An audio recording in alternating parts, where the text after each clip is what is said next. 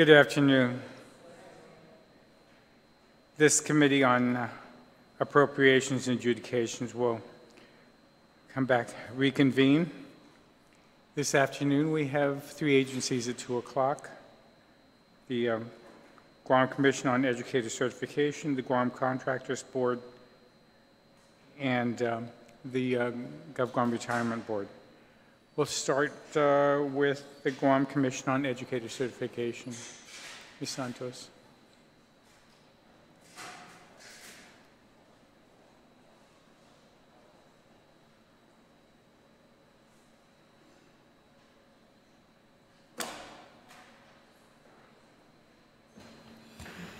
Good afternoon, Speaker Cruz and Vice Speaker Terlai.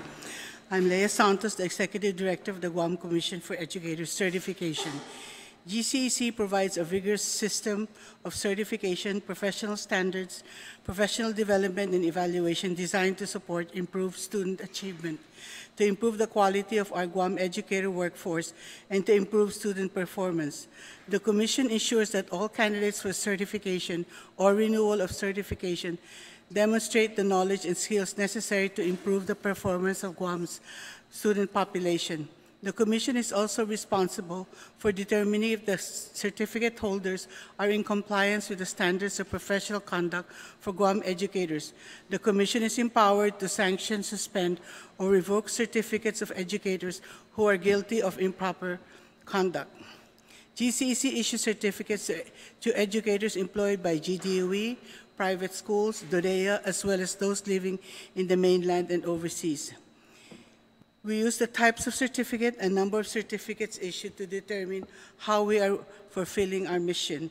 GCEC issues the following certificates to educators: elementary, middle, and high school teachers, Chamorro language and culture teachers, preschool teachers, school administrators, school counselors, endorsements for school librarians and other specialty and content areas, reading specialists, and career and technical education teachers. There are 5 types of certificate with different requirements and terms as follows. Temporary certificates are for non-education graduates, renewable ones with a total validity of 4 years. During this period, the educator must complete the course for an educator prep program or an MA in teaching. Basic certificates do not require a bachelor's degree, but can be renewed any number of times. They are Basic Chamorro is renewable every 2 years with 6 or more credits. Basic Preschool is renewable every 3 years with 15 clock hours in service professional development. And Basic Career and Technical Education is renewable every 3 years with 12 credits.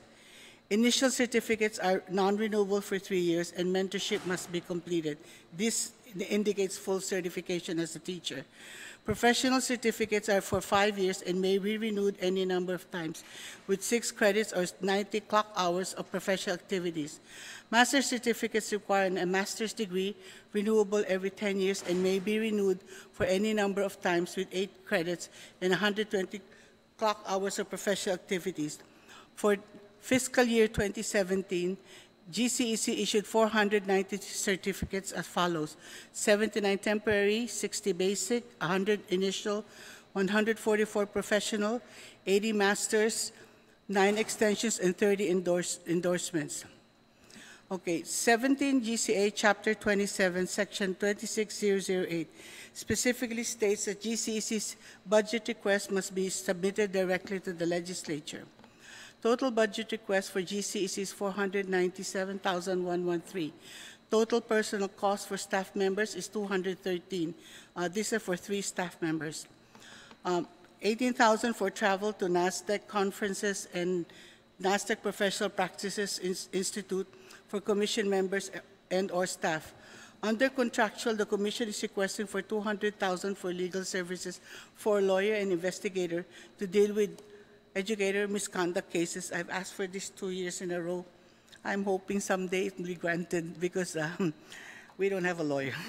So I have to beg the Attorney General's office, and they will do some work, but not all of the work. They said unless I was willing to pay for $120,000 to have my own lawyer. Anyway, $20,000 for an off-island educator misconduct trainer for all certificate holders, $4,500 for copier, scanner, fax machine, printer, $4,500 for a NASDAQ annual membership dues, $3,000 for webmaster to maintain our website, $2,004 for GEC to GCC for the data storage contract, $6,000 to the University of Guam for office rental and for financial services because they collect all of our fees, $15,000 to replace two desktop computers and laptop, and $4,800 for telephone services. I humbly ask for your favorable consideration. Thank you. Thank Just to be clear, you only have 3 personnel at this time. Yes. That's yourself and A certification officer and administrative assistant. the additional 200,000, which is more than what the governor's budget request is, Right. is for legal counsel for what specific purpose, you say? It's for for educator misconduct. I was hoping for a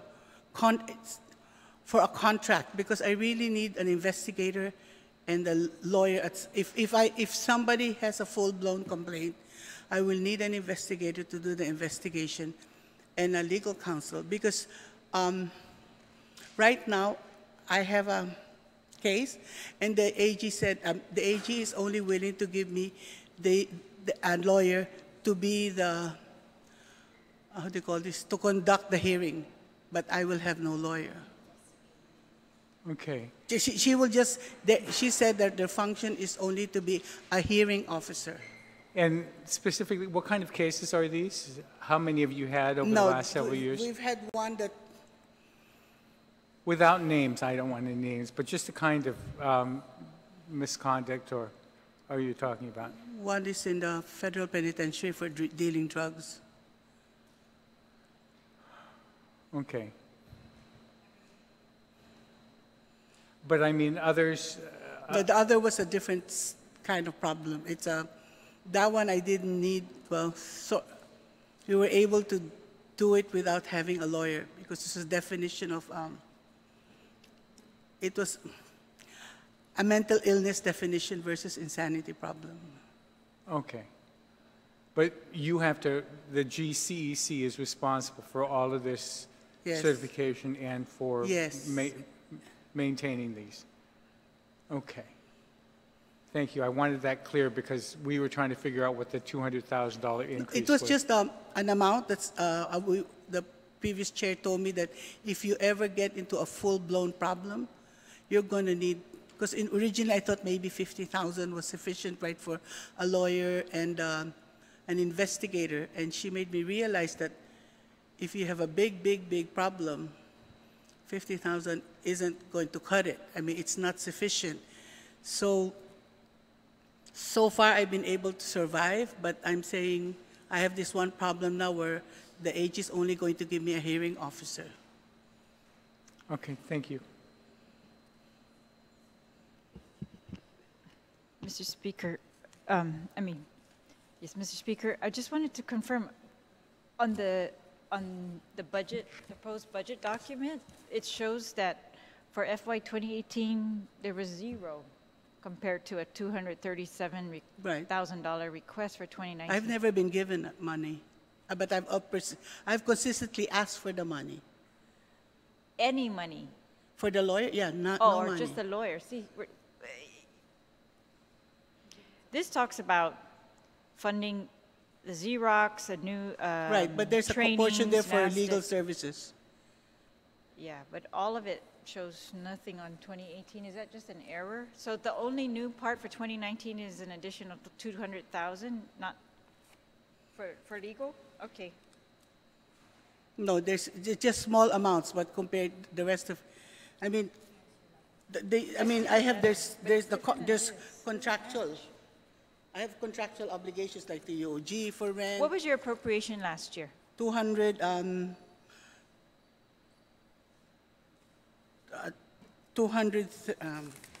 think it's 221,000 something. Okay. All right. It just doesn't show that on this paper I'm looking at. All right, then. But you haven't had any you're calling this misconduct cases in We 2017? had to deal with 2018? one. We're dealing with another one right now. The one that you talked about earlier, where somebody was in prison for a, That's the one we're dealing with now. all right, so there's no presumption that if you're found criminal, you still have to hire an investigator and a lawyer No, well, to that tell one your is, board I don't something? have to do that, but I have to go through the whole process to be able to revoke the certificate. Because because the person is has a current teaching certificate. Right, so you And- need to go through the whole adjudication Yes, we of have to go through the revoking whole- license, and that, for that, the AG is offering you a hearing officer. Only a hearing officer. Right, but that may be all you need in that one case. For this point, for this case. Yeah, But if I have other cases, it may be more than that, and I have no lawyer. okay. All right, thank you, Mr. Thank you very much. Thank you. You're excused. Guam Contractors Board?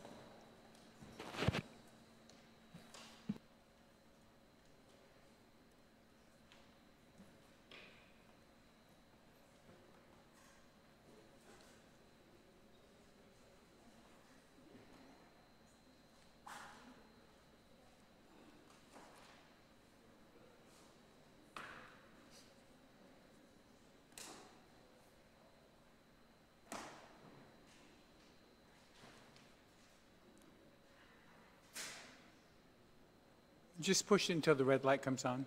There you go. Okay. Happy good afternoon, Senator, Speaker. Yeah, we are here to about the 2019 budget hearing for CLB. Our mission is the core mission is of our agency, and how do they serve the taxpayer? The Contractor License Board safeguard consumer by regulating the construction industry through policies that promote the health, safety, and general welfare of the public in matters relating to construction. And what specific metric or metrics do you use to determine that your core mission is being achieved? Our achieve is making certain that construction is carried out in a safe, competent, and professional manner. Licensing contractors and enforcing licensing laws, requiring that individual or company practicing or offering to do construction contracting is or be licensed. Exercising the laws, regulation, and standards governing construction contracting in a reasonable and consistent manner. Providing resolution to dispute that arise from construction activities. Educating the public so that they can make informed choices. So a brief overview on our agency funding level, FY 2019, and how these funds are allocated and expended to meet to our agency core. You're asking about our mission. So we're asking your good office and authorization. We're asking 821,249.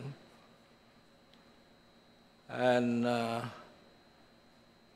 724,175. And this is including the Guam Building Code Council, 97,074. So this is what we are asking senators to.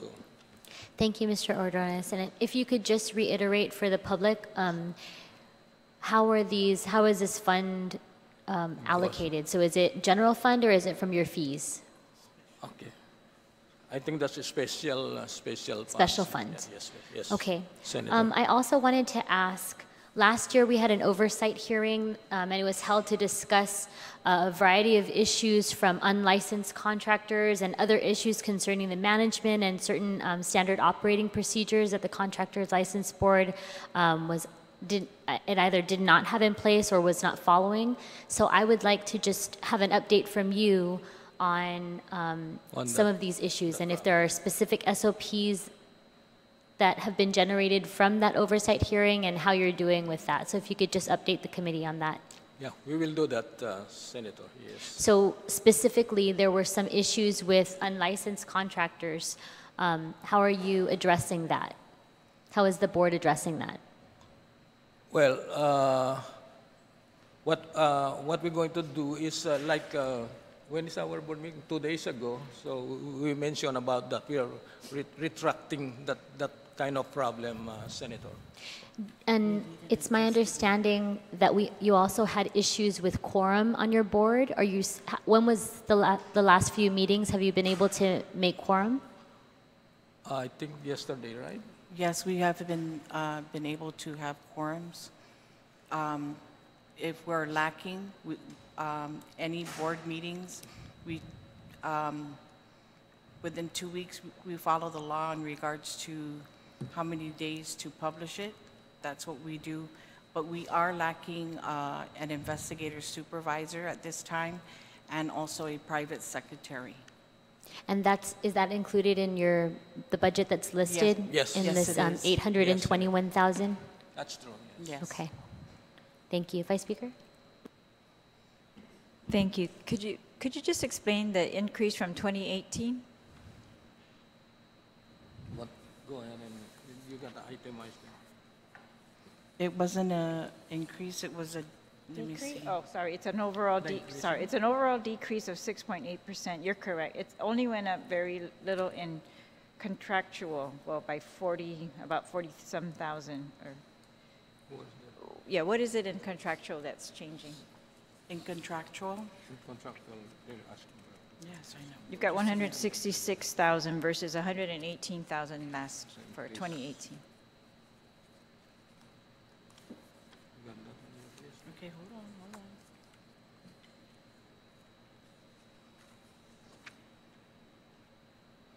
on.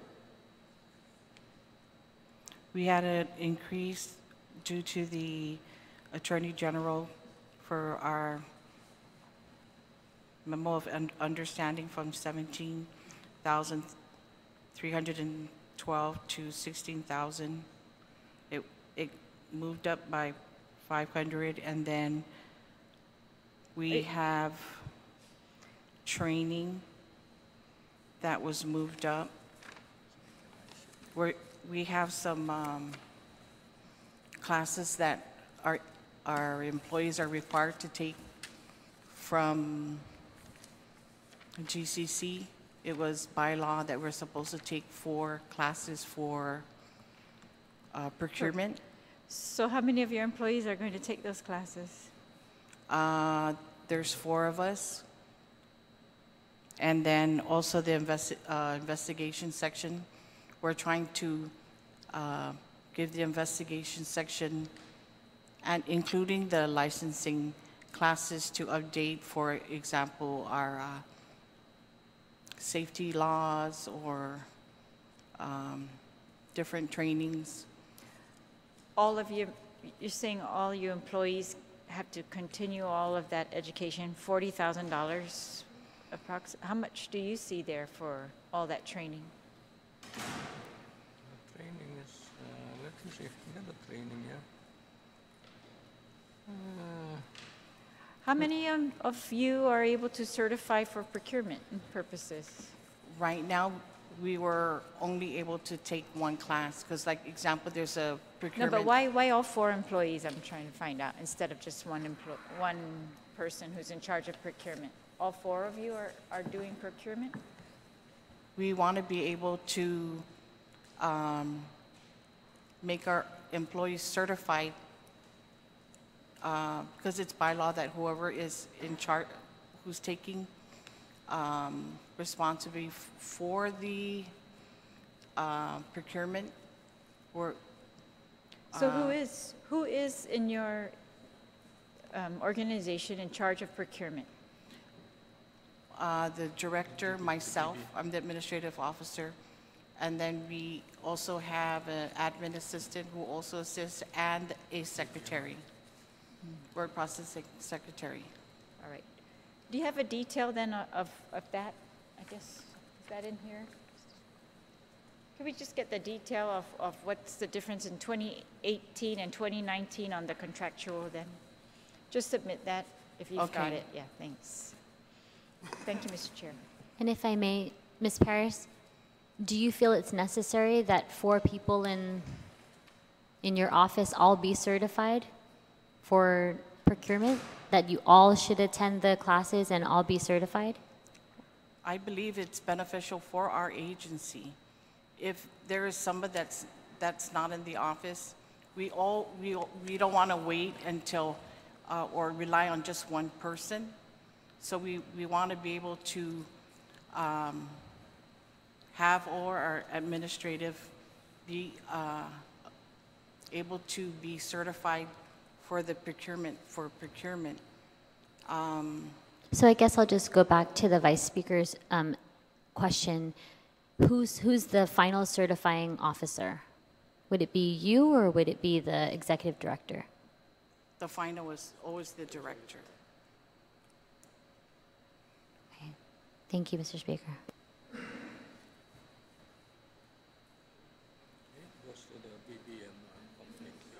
If you would, for the at the Vice Speaker's request, provide us with a breakdown of the $40,000 increase? Okay? Yes, sir. Okay. Thank you. Did you wish to add anything, Mr. Chairman? Good afternoon. My name is Brent Weesey. I'm chairman of the Building Code Council. I'm here just in case you had questions and needed information from our group. Okay, great. Thank you. And if you wanted to add anything about the importance of the board, we met recently and you Yes. wanted to do something about upgrading some statute. The Guam Tropical Energy Code. Yes. Okay. Yeah. We'll deal with that at another time, but Yes. I still remember that we had Yes. discussed it, so let's get together on doing that. So structurally, the Building Code Council is under the Guam Contractors License Board, although we operate separately. We use our offices in their office, and their staff handles our procurement and all that, yeah. Okay, great. Thank you very much, and you're all excused. Thank you. Retirement Board?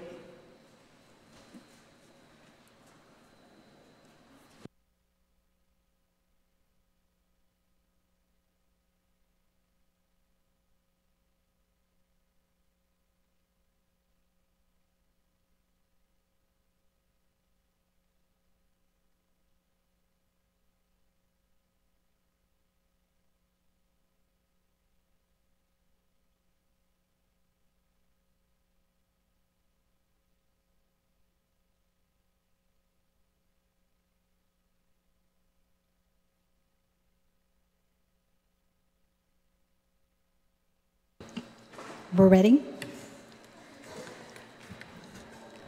Good afternoon, Mr. Speaker and members of the 34th Guam Legislature. My name is Paula Bloss. I'm the Director of the Government of Guam Retirement Fund. I was asked to appear here to provide responses to 3 questions. Basically, the core mission of the fund, how we're able to measure the performance of the fund, and to be able to provide information on how the revenues are derived, by the fund. Since its inception on May 1st, 1951, the Government of Guam Retirement Fund has played a major role in shaping the future of not only its members and retirees, but also the entire island community. The Government of Guam Retirement Fund is the agency statutorily authorized to administer the Government of Guam's sponsored employee plans codified in Title IV, Chapter 8 of the GCA. The core mission of the plans administered by the Board of Trustees of the Retirement Fund is to provide retirement and other benefits to employees of the Government of Guam, with the objective of encouraging qualified personnel to enter and remain in the service of the government, thus effecting economy and efficiency in the administration of the government. The fund currently administers 5 plans. The first plan, the oldest plan, which is the defined benefit plan, is also known as the DB. This plan provides a member's annuity benefit as a defined benefit. The annuity is based upon the statutory benefit rate, which is currently set at 2% for the first 10 years, and for the 11th year up to the 36th year at 2.5%. The member's calculated average annual salary and years of credited service. The member and employer paid contributions are invested by the plan under the direction of the Board of Trustees. In October 1st, 1995, the legislature created the defined contribution plan, which is very similar to a 401, a retirement savings program under which the member's pre-tax contribution of base salary combined with the employer's matching contribution is deposited to the participant's account during employment. The member determines how the funds in his account are to be invested on the basis of a menu of investment options that are provided to them. And as such, the member assumes the investment risk. At retirement, the DC member's account balance is the basis of the member's retirement benefit. The defined contribution plan is also the current plan right now for any new hires that come into the government of Guam. Public Law 33-186 created the defined benefit, or the DB-175 plan. This is also a defined benefit, calculated very similar to the way the defined benefit old plan is calculated, but at a benefit rate of 1.75. But it's also enhanced with a 457 deferred compensation component. The deferred compensation plan, also known as the 457 plan, serves as a retirement savings plan that will allow eligible employees to make voluntary or elective contributions to enhance the benefits provided under their DB or DC plans. Contributions and earnings are tax deferred until such time the employee either retires or separates from government. The welfare benefits for the defined contribution members provides DC members with similar, although not necessarily equal, pre-retirement disability and survivor death benefits as those provided to members of the defined benefit plan. The Retirement Fund Board of Trustees consists of 7 trustees. 4 are elected, 2 retiree seats, 2 active member seats, and 3 are appointed by the governor. They serve a term of 5 years. As the fiduciary of the plans, the board oversees the administration of the fund in accordance with its mandates, established procedures, and policies. The board procures professional services providers to assist the fund in administering and managing the Government of Guam's employee benefit plans.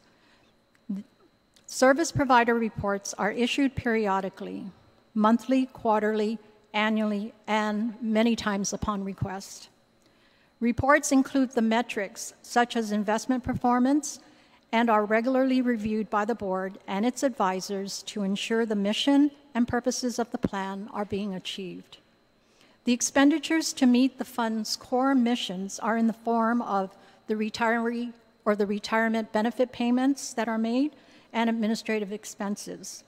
These expenditures are funded by retirement contributions and investment income.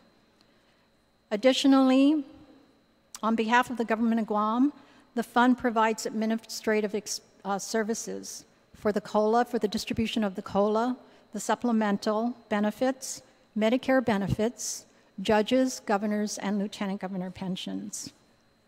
If you require additional information or more detailed information, I can provide that upon request. And if there's any questions, I'm here to answer your questions. While you're here, Paula, if I could just ask you if you have any recommendations that the board has been discussing or considering over the years for these last few items that you provide administrative services on? Recommendations on the administrative, oh, you mean as far as the distribution of the COLA supplemental? Yes. Well, all of these particular appropriations are actually all general fund appropriations. We only act as the pass-through agency, just to make sure that they get to the individuals or the retirees that they're intended for. I know. Thank you very much. Okay. How are investments doing this year? As of 9/30/17, our rate of return was 11.88. Our assets currently are at 1.99 billion. And what's the contribution rate for this upcoming fiscal year? For 2019, I believe there was an estimate of 28.5. Is that an increase or a decrease from last year? It looks like it's going to be a decrease, slight decrease. It's good news. Well, Thank you. I'm hoping once we get all the data and the actuary information in, we'll have a more accurate number. But that's just the estimate. On Okay. that good note, I'll say thank you very much, and Thank you are you. excused. Thank you.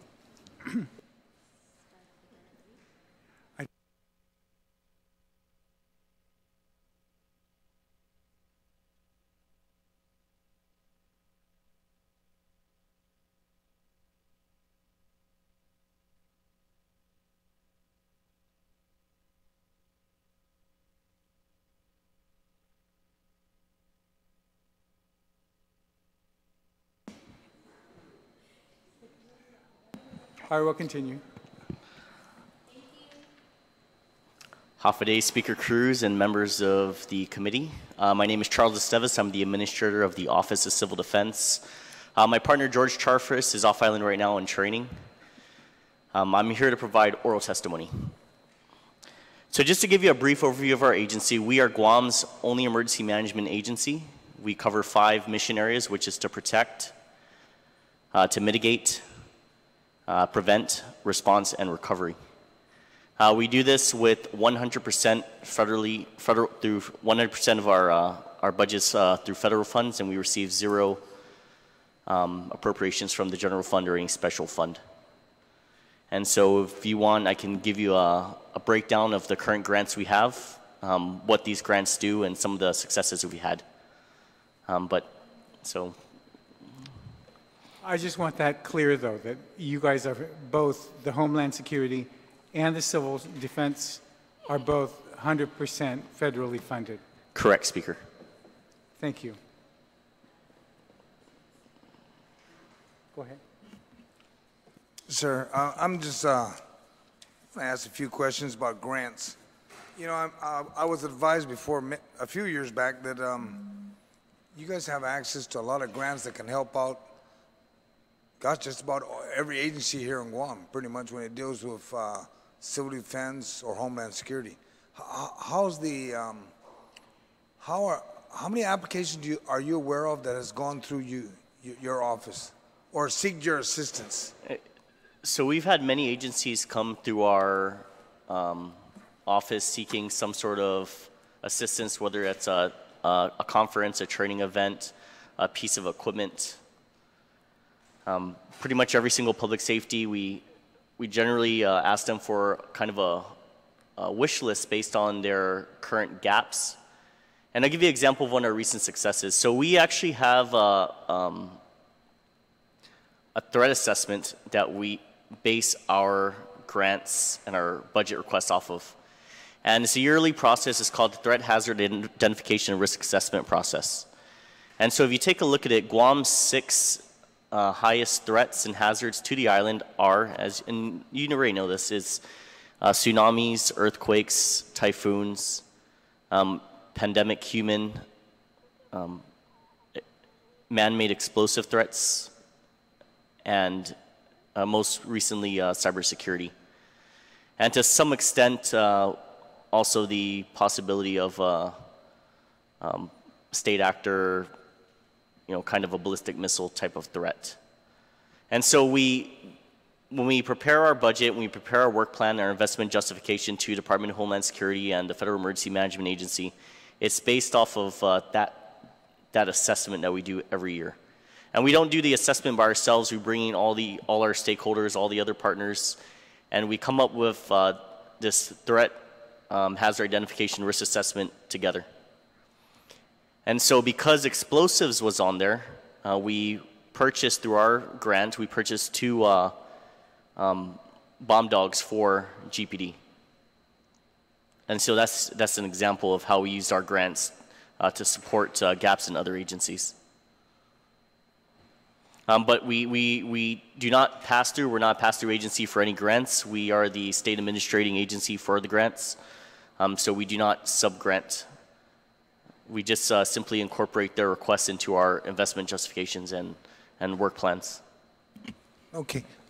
Simple question. DOE provides a lot of support for shelter during storms and whatever event. How is Civil Defense supporting them in some form? Because I haven't heard of any grants going to DOE to help fix the schools or prepare the schools as a shelter. So I was just concerned about that. So when you think of emergency preparedness, it's a whole community of approach. It's not simply the Office of Civil Defense responsibility. It's not FEMA's responsibility to respond to and recover from a disaster. The Department of Education is a partner.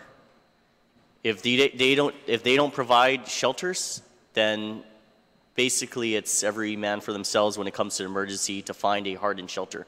However, we have provided opportunities to the Department of Education through a competitive grant process to harden some of their facilities and through the Mayor's Council of Guam to harden their gyms. But it's a competitive grant. It's the pre-disaster mitigation grant. The problem with some of these grants is the cost share. It's normally a 75-25 cost share. And so a lot of the agencies that have taken advantage of this grant have been Guam Memorial Hospital. They actually upgraded their typhoon shutters or installed new typhoon shutters over there at skilled nursing unit, the Guam Community College, University of Guam, Port Authority of Guam for hardening one of their warehouses. And so our grants do not allow for the further maintenance or upgrading of any sort of Department of Education facilities. But half of our grants actually cover salaries and benefits. The rest cover utilities, a small portion for contractual. Okay, but when you mentioned you identified some of the agencies. How many has DOE ever applied for them? Any of your competitive grants? I'm not sure if they've applied, but I know that they've recommended projects and it's been in the queue. I know that they have a current grant right now for public assistance, and that's from How Long and Dolphin. And so with the public assistance grant, Department of Education is actually getting reimbursed for some of their projects they did post Typhoon Dolphin and How Long. Okay, but that's the only one you can think of they've ever applied for? That's the only one I can think of right now. Okay, thank you.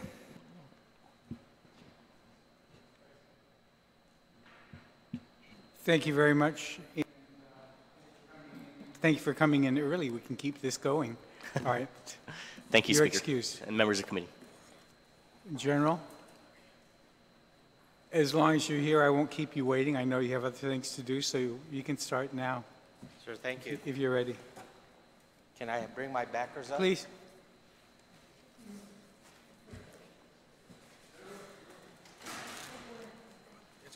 Okay.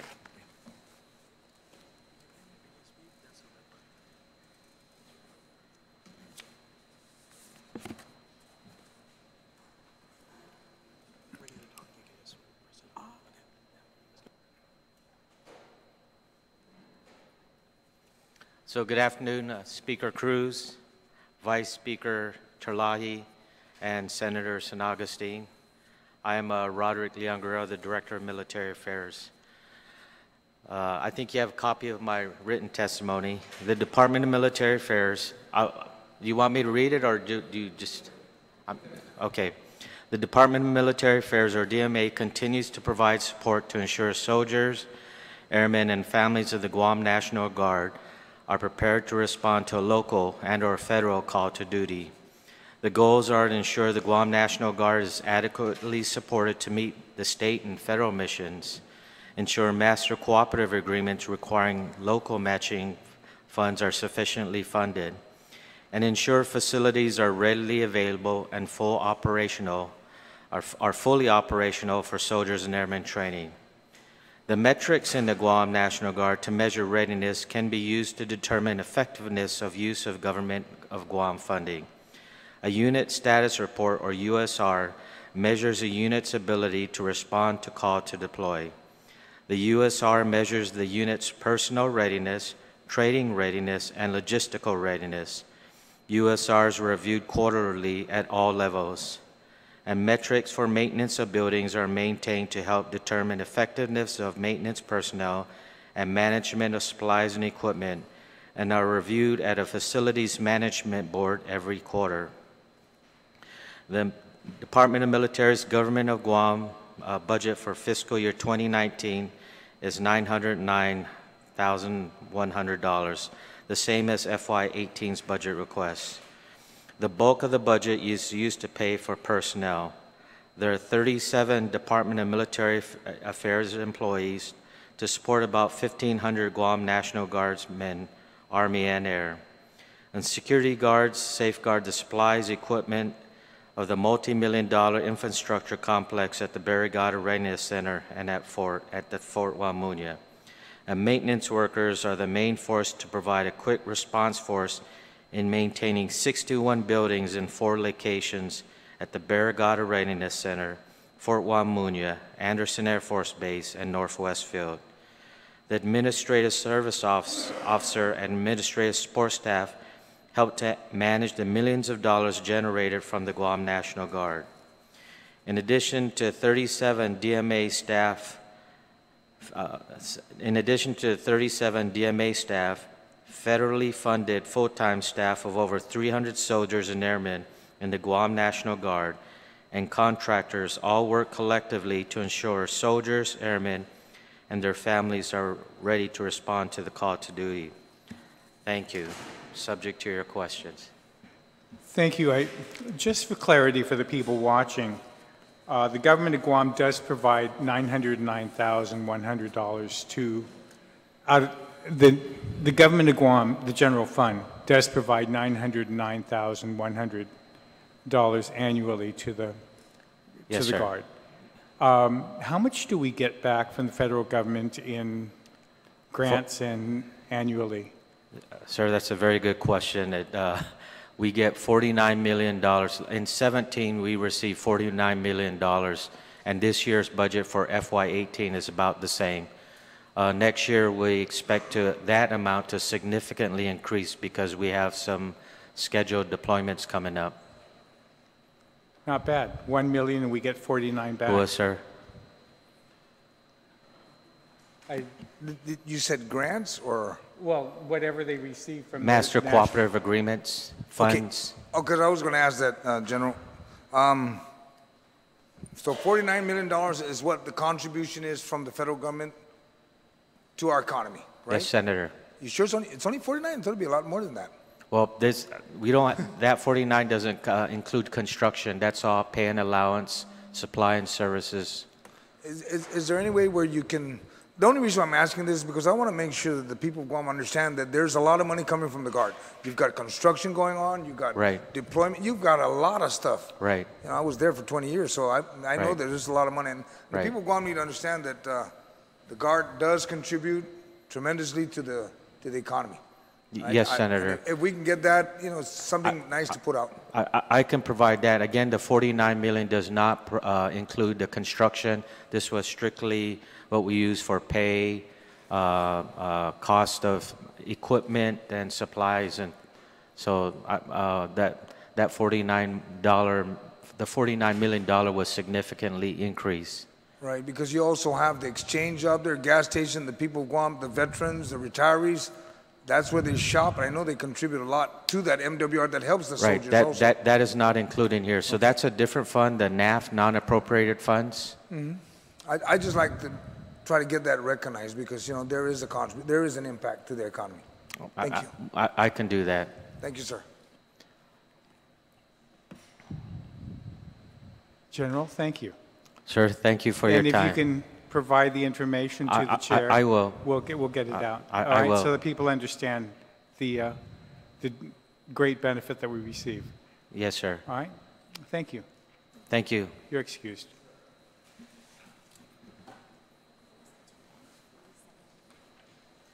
$49.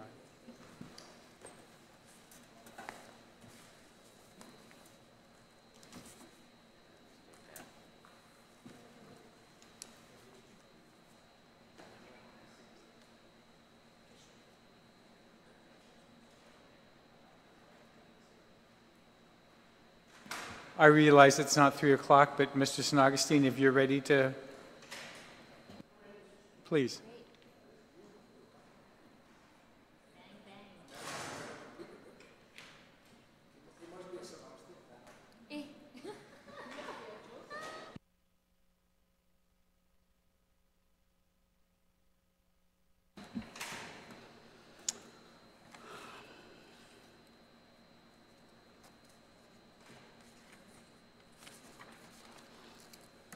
I'm sorry, Mr. Speaker.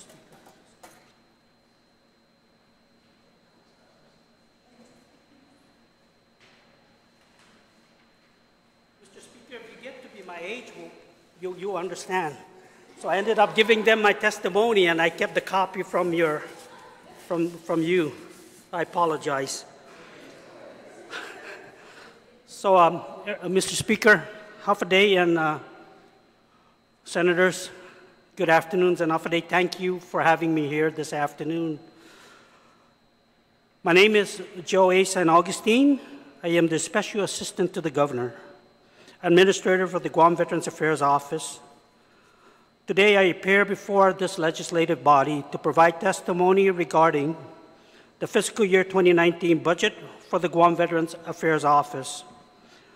The core mission of the Guam Veterans Affairs Office is to ensure that all veterans and their dependents are well informed on their possible benefits under Title 38, U.S. Code of Veterans Benefits, and is a codification of law under the Department of Veterans Affairs.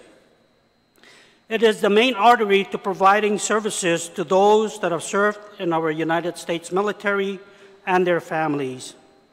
The office is broken down into 3 areas: the administrative, benefits, and the cemetery.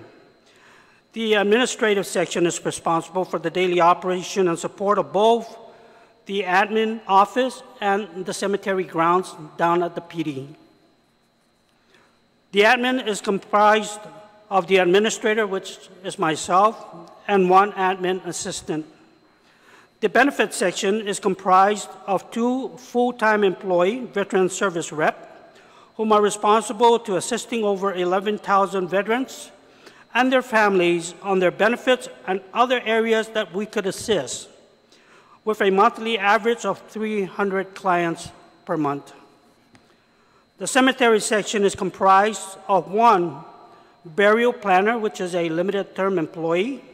That individual is actually residing over at our admin office. 1 full-time supervisor and 2 cemetery workers.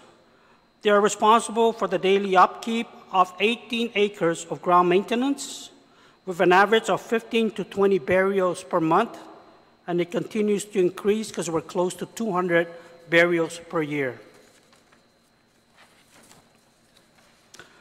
The agency's budget of $631,767 provides for $503,615 for personnel, $14,900 for travel, $29,000 for contractual services, $25,252 for supplies and material, $30,500 for equipment, $500 for drug testing, and $28,000 for utilities. So with these figures, we can determine that this agency has one of the smallest budget in government to serve those that have served. The agency continues to operate in the most efficient manner that it could, but at the risk of burnouts, stress, and health concerns to the few that are serving our veterans and their families. So with very few to zero complaints, we can determine that we are achieving our core mission. While it is understood that we must take cost-cutting measures to generate government savings, this agency cannot afford any more cutting measures. Its obligation to serve our patriotic community is one that cannot be neglected. They have joined the ranks to serve their country and island without giving up. We cannot give up on them. When the storm clears, let's do the right thing by increasing this agency's budget to allow the hiring of more personnel and funding to adequately sustain its daily operation. I thank you for the opportunity to testify this afternoon. I am now open for questions. Thank you very much. Thank you, Mr. Speaker. Mr. Chairman. Mr. Snoxine. Uncle Joe, how are you doing? How are you doing, sir? I'm doing good, thank you. All right. Well, you know, I'm looking at your budget, and you identified you're the special assistant to the governor, so the governor's drawing money from that budget to pay you? Because if I'm correct, the administrative position is a full-time position. That's correct, yes. Okay.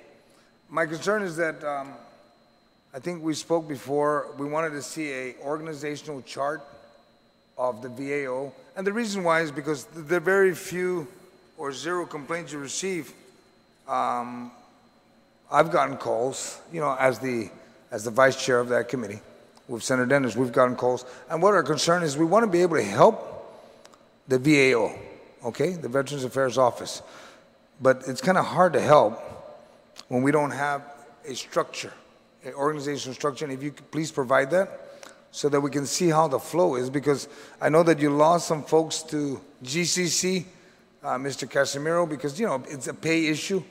And we want to make sure that your Veterans Service Representative, your VAO, you would have adequate number down there, because I know that there are a lot of veterans that want assistance, but when they come down there, you know, you only got two. Am I correct? Or is it just one? I have two Veterans Service rep. One's been there for 5 years. She just turned permanent a year ago.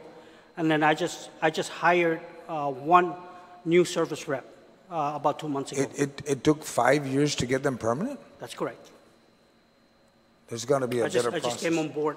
We made it happen. Well, and then the folks that you have for the cemetery, aren't those the ones that are helping you are from Parks and Rec? No, and that's a good question. No. Parks and Recs, they do have a small area of our maintenance shop that they're using for their equipment. Okay. But three of the employees down there, one which is a supervisor, Mr. Barcinas, he's a permanent employee of Guam Veterans Affairs Office. Mr. San Augustine down there, Mike San Augustine, is a permanent employee, and Mr. Joseph Ngoko is a permanent employee. Okay, but you're able to maintain. I mean, three folks down the cemetery. This doesn't sound right, because that's a big area. Absolutely, and I thank you for bringing that up. Well, and that's why I asked Mr. Snoxy if you can provide us your organization chart of what should be the appropriate number. But at the same token, you know, like I asked the military affairs yesterday, their contribution, if you can put some data together of what the veterans have contributed to Guam. I'm not talking about deaths, I'm talking about dollars. Because I think Mr. Cunliffe at one time, Bill, had put a report together that identified what is the contribution of the retirees, the disability, you know, the money that is fed into our economy. That is something that's very important that my colleagues would need to know, so they know that when they start looking at the VAO, they need to know that there's a large group of folks that contribute to the economy that we need to address before they die, not just to bury them, but to make sure they get the proper assistance And maybe we may be able to echo to the Congresswoman's office that maybe we need to move a regional veterans office to Guam, not just leave it in the Philippines, but bring to Guam so we can start addressing and, I guess, what they call adjudicating their disability rating. Am I correct, Mr. Snoxy? I like what's being presented. However, I think I'm kind of confused, and if I may try to clarify. So you're alluding to trying to determine what type of contribution our veterans are contributing to our economy, to our economy. To our economy. Are you aware of the number of veterans that are here in Guam? I know how many you've got that are registered, because you know the Department of Revenue and Tax, the VAO office has given a lot of clearances for folks to get driver's license, and to the point where when they get 100%, they get registrations free. And there's a lot of money that the government is waiving for veterans. But we want to be able to let the people of Guam understand that not only are you waiving this little, this is how much the veterans community is providing to our economy. That's what we need to be able to express. Okay. If you don't express that, then you're trying to sell apples to folks that only plant oranges. Yeah, I always like to use myself as an example. I guess as a 30-year retired Marine, coming back to the island, I continue to work in the workforce, right, to give back to the community at whatever cost. I would like to see more of our veterans do the same. Obviously, they're not like me, right? And so I would like to look into what you are bringing up. I could tell you that, again, of course, you know that the federal database indicates there's a little bit over 11,000 veterans here on Guam. We are still moving forward with the veteran registry as we speak. I could tell you that we haven't really touched the files that are upstairs, and we're only on letter B. Letter B, and we've exceeded that 11,000. See? Okay, so please, if you could afford me more time, and again, like I mentioned toward the end of my testimony here, when all the storm or the smoke is cleared, where we feel comfortable that our economy has stabilized, let's do the right thing for our veterans community and their families, and more so to this organization or agency that I'm with. Let's allow them to hire more people. Let's give them more funding, because many of our veterans are passing as they age. And what's painful is the young ones that are passing because of suicide or because of illness. But I think it is of our responsibility to work together and deal with the challenges that every agency, which includes mine, that we find solutions to make it better for our community, and more so for those that have served and their families. Okay. It's a challenge. And that's why I say toward the end, let's provide more funding so I could hire more people, right, that can do the data entry, right? All I need is 1 or 2, and if I could get 3 more cemetery workers down at the cemetery, because I could tell you that what we're looking at is a 2019 budget. As soon as I figure out how much it's going to cost to cut away that 2-acre hill and that 7-acre hill on the other side, on the outside of the fence on the east side, the budget is going to go up because I'm running out of burial space. But we cannot wait. But that's what I'm saying, Mr. Snoxy, is that you've got to be able to submit an organizational chart that identifies, but in detail, because when I look at your organizational chart, there are a lot of missing items. I see a lot of vacancies. I'm not even talking about a budget cut. And if you filled it, then I can see why you're fighting to prevent a cut. But you haven't filled it yet, and that's why I don't understand. Okay? Okay, got it. Thank you. Thank you. Thank you, Mr. San Agustin. I had some questions, and I'm glad that you, in your written testimony, that you spelled out the core mission of the VAO to ensure that all veterans and their dependents are well informed of their possible benefits. And Senator San Agustin was also asking questions about claims. So can you tell me, with regards to, do you have a certified claims adjuster on your staff? The individual is called a veteran service representative. Okay, how many of those do you have? There's one that's certified. You have one. One that's certified. I have two. One is certified. One certified for 11,000 veterans on Guam. Yes. Okay, how many do you need? I need three. You need three. You have Yes. one that's certified, and then you have another one that's in process of being certified? Just or? came on board. Just came on board. So what we need to do is actually get this individual trained with our certified service rep, and hopefully in July, there's an open opportunity to send the individual out for training stateside. Okay, but you to think that you certify. need three total to be able to do the job. Okay, so how Minimum. many? Thank you. How many claims does the claims adjuster process every year? Wow. I would like to get back to you with that. If you Okay, do not because I mind. think that information is extremely critical for us to determine the need. How many claims are approved every year? Okay. Very good. Yes. I'll get back to you with that as well. Okay, Yeah. 'cause I would like to know how many are processed, how many are approved, how many are denied. And I think Senator San Augustine's right. There's definitely an economic impact to the island based on these claims. So if your office can process thousands, if not millions, every single year that come into our island in the form of claims that have been approved, then that can, that's federal dollars entering our local economy. And so you have requested $631,767 for the Veterans Affairs Office, but if we can have a better understanding of, just like the Department of Military Affairs that was right before you, they gave us a figure of, the GovGuam portion that's provided is 909,000, but we're receiving 49 million in federal funds. So if we could get that same kind of data from you, it really helps us to make our case to say that we need to put additional funding into Veterans Affairs, because we can demonstrate that with the numbers, with the data, and that it'll just help us to make a stronger case. Okay. So if you could please provide that to us as soon as possible, I think that would be really helpful, because it's important that we understand how efficient the claims process is as well. So we know that 1,000 claims are processed, only half of them are being approved, or, so that we can help you to ensure that the efficiency of the claims process is really making its way.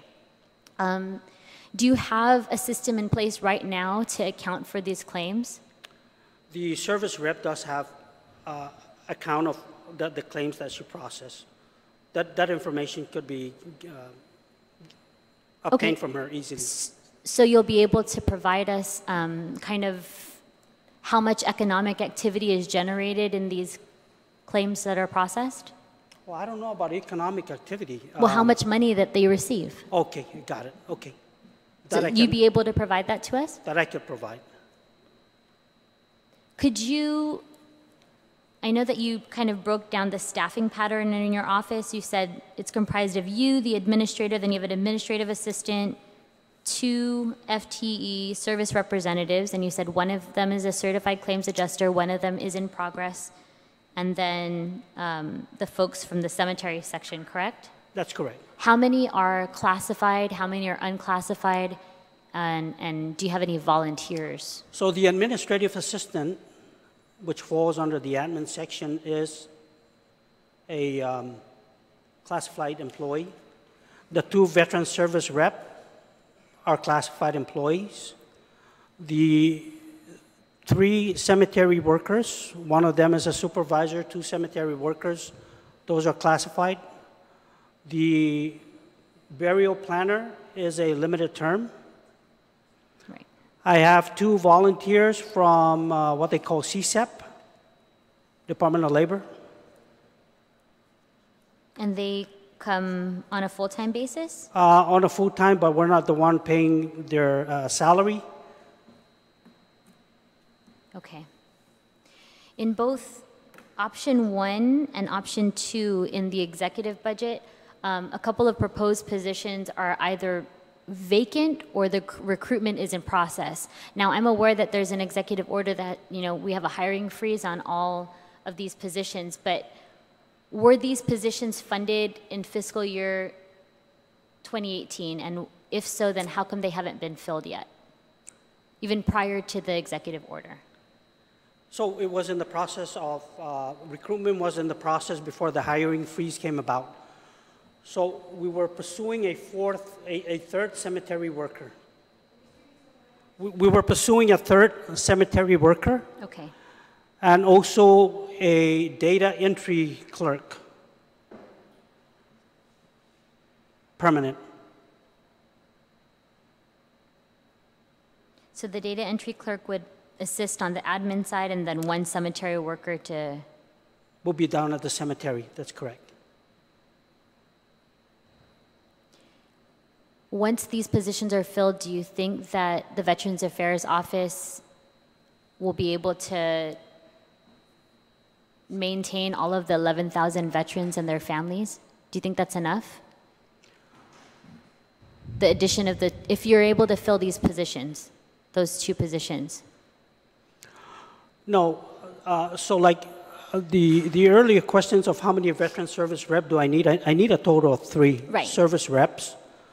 So if you had the additional service rep, the additional data entry person, the additional cemetery worker, do you think that you'll be operating at optimum levels? I would like to bring on board at least 1 admin aide, which I used to have 2, but they were limited term.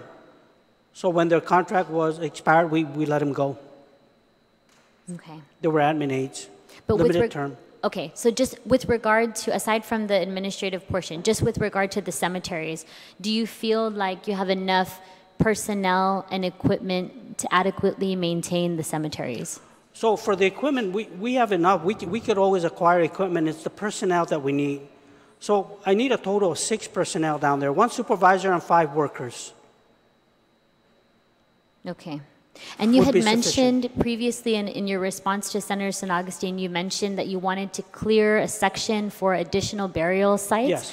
Is that section, or is that those pieces of property are currently owned by the government of Guam? Yeah, that's a good question. So there's a 2-acre hill that's right in the middle of the cemetery next to the chapel. Mm-hmm. That one, all I got to do now is connect with DPW and land management to provide me the topo map for me to proceed with that.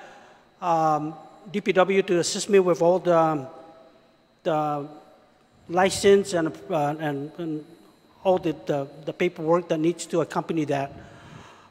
It was 2014, I think, if I'm not mistaken, and I left my binder back in the office, where the Department of Land Management has approved, I think, 6 acres to the east side of the cemetery to the Guam Veterans Affairs Office.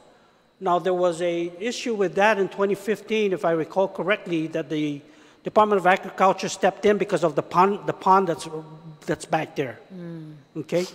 However, whatever their issue was, it was what I was being told was that the previous administrator, when the folks came here to give a recommendation of how to utilize the property back there, they wanted to build a huge water tank up on the hill, drain water from the pond into the tank, and for the cemetery to utilize as a watering system down into the cemetery. That's my understanding. However, I cannot find any documentation showing that Department of Ag stepped in and tried it and stopped it. What I know is that there's already a law signed approving us to acquire, and I think there was $35,000 that was allocated for the Guam Veterans Affairs Office to conduct a survey of the land. That I have that documentation. Thank you, Mr. San Agustin. Also, I'm asking a lot of these questions because, we had this conversation early last year, I think it was maybe in March, where I took a trip down to the veteran cemetery and I sent you the photos of what I saw. And, you know, I was looking for my uncle's grave and I couldn't even find it because grass had grown over the headstone and it was really difficult for me to locate him. And so I just want to continue to reiterate that this is a big priority for us in the legislature. We really want to make sure that you have what you need to be able to maintain the facility and make sure that our veterans are buried with the respect that they deserve. And so I just want to thank you so much for all of your hard work. And I know that you really push us and you push the administration to really make good on our promises to our veterans and to their families. So I just want to say Sutus Ma'asi and Semper Fidelis. Thank you. Thank you. Thank you. Mr. Snogusing, thank you. You two were whispering in each other's ears, I know, so okay, I'm sorry. ready. He's commentating on the process, but no, I want to thank you for your hard work. I have seen progress, and I know that we still have a lot more expectation for this office, and I know part of it is the way it's been set up over the years. Yes. It's a mix of, we've got some classified employees, we've got, it operates supposedly as, directly out of the governor's office, that kind of thing. And I know that there's been records that have not been maintained over the years. So I know that there's a lot of challenges that you face. In your budget packet that was submitted to the legislature or by BBMR, it includes the organizational chart. And then it also includes your request for 2019 is the same status quo as your original appropriation level in 2018. But there's a circular in here that indicates that when people were asked to cut their budgets, that the Veterans Affairs Office, wait a minute, where's the circular?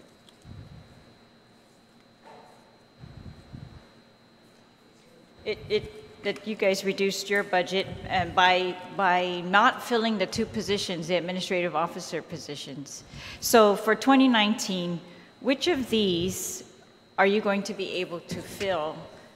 So we've got, let's talk about the cemetery side. You've got a veterans cemetery, maintenance supervisor, and that's filled. You said and then you've got the 2 cemetery workers. That's correct. Those are filled. And now you had a pending DOA recruitment for 1 more veteran cemetery. Is that still on hold, or Yes. are you still processing that? Were you able to move forward? Well, we want to push that through. Well, what is your current status? Are they telling you you're still subject to this hold on this employee, or are you? No, not? I think the admin assistant came in this morning and told me that I have to engage with BBMR and DOA. To move forward? Yeah. To fill what you intended to fill during fiscal year 2018? That's correct. Okay, Yes. so then if you are able to do that, so that means that the cost-saving measures that BBMR had put on your office have been lifted. What positions will remain vacant by the time FY 2019 comes? So in addition to that, I still want to move forward with hiring the data clerk. Data control clerk. Data control clerk, yes. So that was not planned in 2018? And Yes. that will be different in 2019? Yes. That one, okay. Yes. So by 2019, if we can fill the data control clerk in 2019, then you will have, according to your organizational chart, everything full, all positions filled. That means 1 supervisor and 4 cemetery workers, and 2 veteran services representatives, 2 administrative aides, and then in 2019, the data control clerk.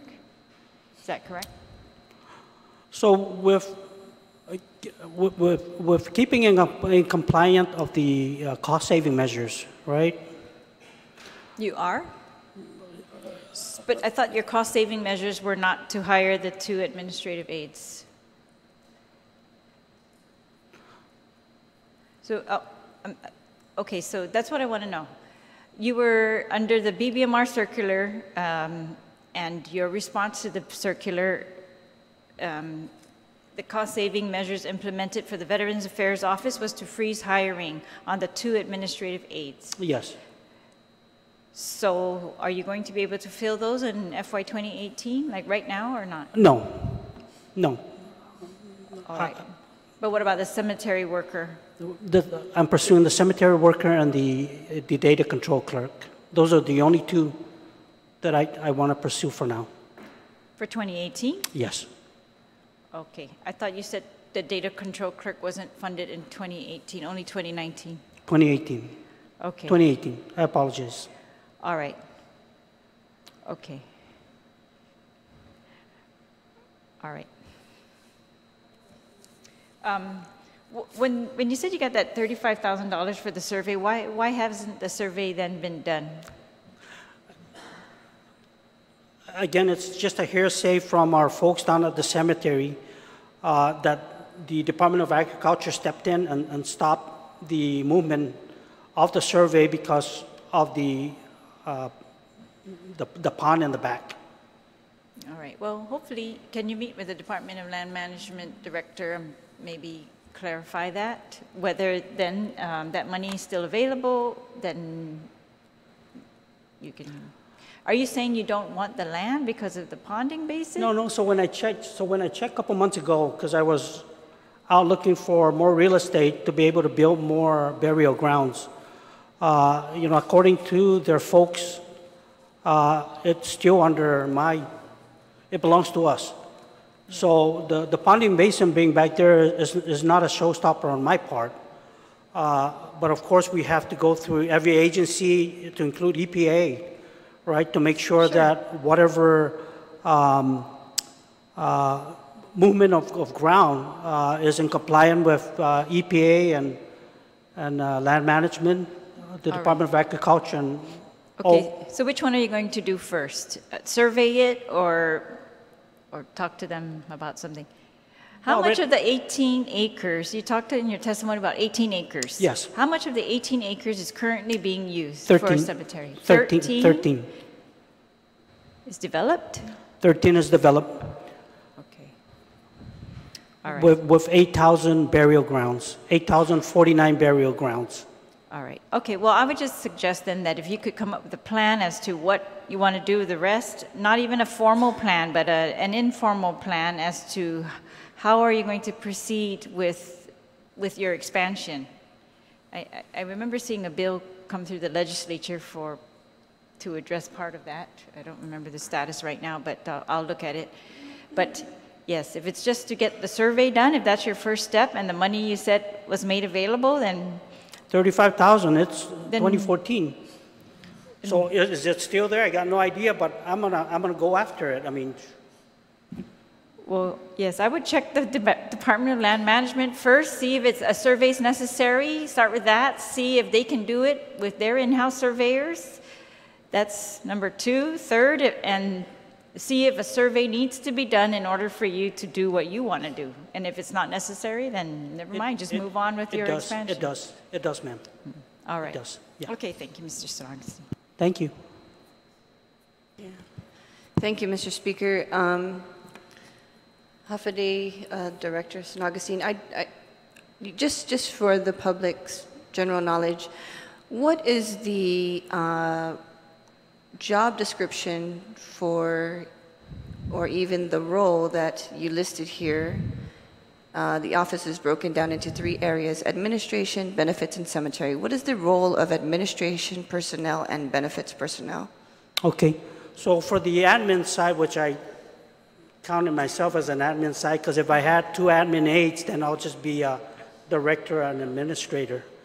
But, I involved myself with doing a lot of the admin work in the absence of those 2 admin aides, right? So the main duty responsibility of the admin assistant is to be able to payroll, engage with GSA, the typical admin stuff that every other office does for both the cemetery and the admin office in Assen. Is it just office management for your administration Yes. personnel? So it's just office management? Yes. Okay, and what about the benefits personnel? What are they charged of doing? So the two veteran service rep, and I thank you for that. So the two veteran service rep, their job actually is to provide assistance to the veterans when they come in to put in a claim, to help them with their paperwork, to include family members, DIC, anything that had to do with the paperwork being submitted for either benefits or medical. Okay. That's what we do. Okay. And so you put here that you have veteran service representatives whom are responsible to assisting over 11,000 veterans and their families on their benefits and other areas that you can assist in with a monthly average of 300 clients per month. Yes. Right?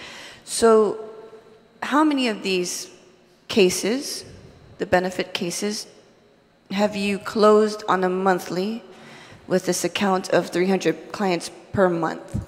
How many of these cases have you completed?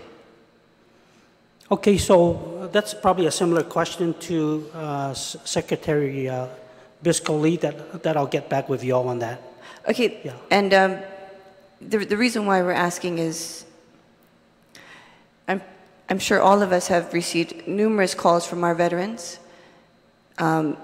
giving up hope that their cases will even be completed. Some have been working on their cases for years. And no fault to the Veteran Affairs Office, perhaps, because you know there is a liaison that you have to go through nationally to work these cases.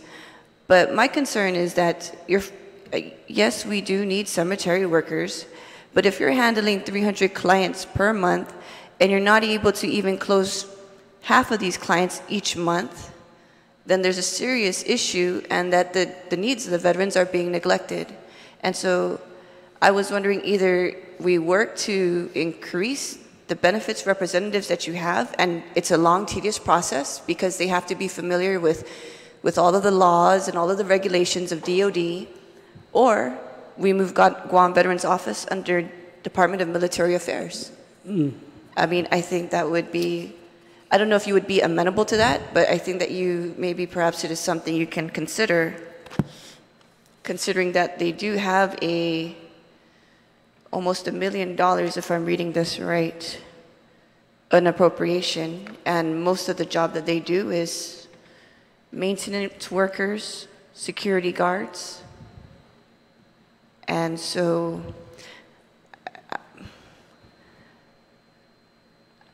$1 million for maintenance workers and security guards versus how much do you get? 631,767. Right, and most of it is focused on cemetery operations? Personnel, salaries. For cemetery operations? No, for salaries for both okay. both areas. Because it says agency's budget is 631.767. So I think you meant to put a comma there in your testimony. 631,000, yes. Yeah, okay. I mean, I don't know. I think that's something you can consider. You'd have direct liaison to a DOD representative. A lot of these people are caseworkers within the National Guard that is overseen by the Adjutant General. So I think that this is something that you should consider, to merge these two agencies together and put it under Department of Military Affairs and increase the amount of benefits representatives that you have. I mean, it seems that if you're not able to close 150 clients per month and you're receiving 300 clients per month, I mean, that's just half. This is a gross neglect to the people who serve our country, as you've so well noted in your testimony. Thank you, Mr. Chair. And thank you for your hard work, Mr. Sanagustin. I appreciate that. If we can assist you in whatever way we can, let's do it. Thank you very much. Appreciate it. Hafaday, good afternoon, sir. Senator, Thank you very much good afternoon. Thank you for being here. Just a quick question. I don't know if you had briefed the other senators about it, about the cemetery. I know today, was there an inspection today of the cemetery? Oh, yeah. I was going to say that at the end. That will be, the justification is depending on the outcome of the federal inspection done at the cemetery, then it's justifiable why I'll be requesting for an increase of personnel and funding. But that has been planned about 6 months ago. Sure. We do have 5 inspectors from the national that are inspecting the cemetery. What they're looking for is burial grounds. Headstones are associated with the names. They do match how we conduct our operations. And so I think with the efforts that the employees have put in since they've been on board, we're as ready as could be. I could tell you that it's not going to be zero findings, because I did ask them to dig in so that we know what we got to do to correct the deficiencies. Okay, and so if you can keep us updated on that. But I do want to recognize the work that you and your very limited resources, the men that you have there, on how, considering the limited resources, you guys do a good job. So I want to thank you for that. We had a bill, I believe it was Bill 4043, which was to provide a mechanism to perhaps outsource the maintenance and upkeep of the cemetery. Part of that bill was also to require that a SOP be established, and that would be something pursuant to approval of the Guam Veterans Commission. Yes. Is there any? I know the bill is still in committee, and so we'll work through that on this side. But is there any update on your end on the development of the SOP? So I'm still pursuing the SOP, and I'm glad that you mentioned that, because the folks that came in to see me in the office this morning, I did provide them a snapshot of that SOP. I did provide them a snapshot of how the maintenance process, in the event that either we bring on board a contractor to do the job, or we sustain with the government employees, that the scope of work remains the same regardless. Okay. So they were happy with that. They kind of asked me how soon did I implement that, and I just gave them a January 2018. Oh, so But- you do have an SOP that's been adopted? No, This so draft? the SOP is still in the works. Okay. And here's some of the slowdowns that I'm looking at, is that, I've had some vendors come in and gave me an estimate how much to cut a tree down, how much to water blast a certain area, and the cost is quite way up there. And for me, I'm always a firm believer that I would like to keep the government efficiency as much as possible. And the only way to do that is having an efficient manager, right? And an efficient supervisor. But in the absence of that, we want to look at other options that will not overwhelm the limited number of employees that we have, which I'm seeing a lot of them, taking a lot of stress on the job. So do you intend with the SOP to pass it through the Guam Veterans Commission? Is that your intent? Or? Yes, that's correct. Okay. Absolutely. So when do you anticipate to have something before them? Well, as soon as probably the 27th of this month, which Okay. is next Friday, our meeting, Okay. commission Okay. meeting. Great. If that's the case, I want to commend you, because in the bill that we have, it requires that you create and develop that SOP. But if that's already in the process, then I commend you for that. I still would like to see how we can pursue this in the event that the opportunity to outsource the upkeep and maintenance could prove to be a viable solution to the challenges you face with the cemetery. Okay? Thank you very much. I appreciate it. Thank you, Mr. Chair. Thank you. Thank you. Sure. I have nothing else to add. Everybody's asked all the questions. I just want to thank you very much for all the service that you've done, and we'll work with everybody here to see to it that the Office of Veterans Affairs is properly manned. Thank you very much. For Thank your you, service. Mr. Speaker and Senators. Masi. Thank you very much. I'll provide you the requested document. Thank you.